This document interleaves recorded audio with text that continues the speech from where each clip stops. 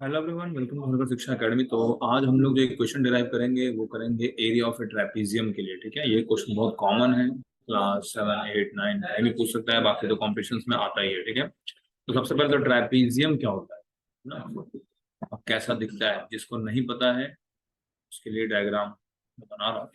जैसे ये एक लाइन हो गया, ये एक हो गया, ये इसका अपोजिट साइड हो गया, एंड यहाँ पर एक लाइन हो गया। ठीक है, नाउ हियर इसको नाम देना पड़ेगा, तो ए बी सी डी दे देते हैं। ठीक है, और हमें पता है ट्रेपीजियम में क्या होता है, only one pair of opposite sides is parallel. ठीक है, वन पेयर।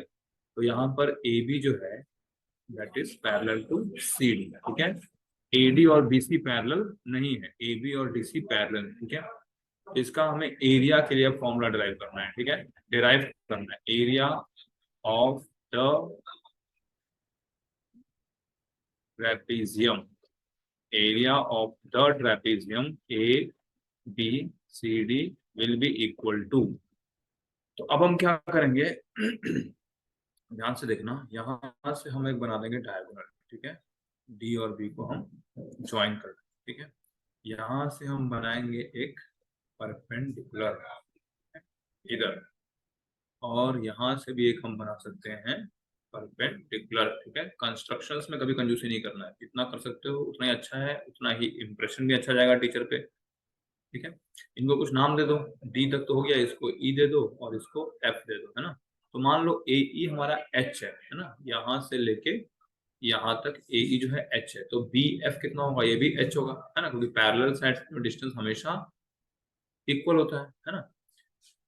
नाउ हमें ट्रेपीजियम का अगर एरिया चाहिए, तो अभी हमने दो ट्रायंगल में इसको डिवाइड कर, देखो मैं यहाँ लिख सकता हूँ area of triangle A B D plus area of triangle A B D, तो हो गया फिर क्या, बी सी डी, है ना, यहाँ लिख सकते हैं बी सी डी। ठीक है, इक्वल टू, अब ट्रायंगल ए बी डी, तो ट्रायंगल क्या होता है, half into base into height, है ना, तुम्हें पता ही होगा।